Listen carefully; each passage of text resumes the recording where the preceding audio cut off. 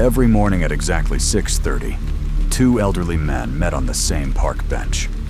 One carried a small teapot. The other carried 3 porcelain cups.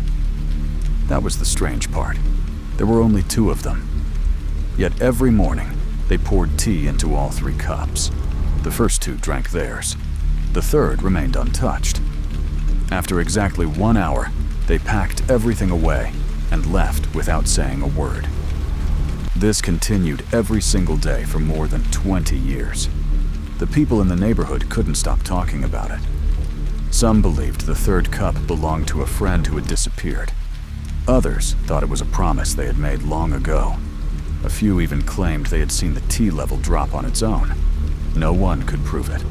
One autumn morning, a retired police officer decided to watch them from a nearby bench.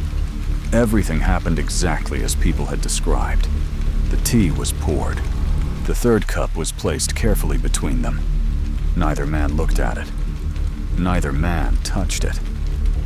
Then, as the church clock struck 7, both elderly men quietly moved a few inches apart, leaving just enough space for someone to sit between them. The officer looked around. The path was empty. No one had approached the bench. Yet the 2 men smiled faintly, as though someone had just arrived. A few minutes later, the officer noticed something else. Tiny ripples appeared in the untouched cup. The trees were still. There was no wind. The tea settled again as if nothing had happened. The next morning, he returned with a camera. He watched carefully. The same routine, the same empty space, the same untouched cup. When he later checked the photos at home, something caught his attention. In every picture, the sunlight reflected brightly off the 2 cups the men were drinking from. But the third cup reflected almost no light at all. He couldn't explain it. The following morning, he finally walked over. "I hope you don't mind me asking," he said, "but who is the third cup for?"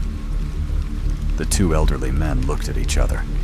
After a long silence, one of them smiled.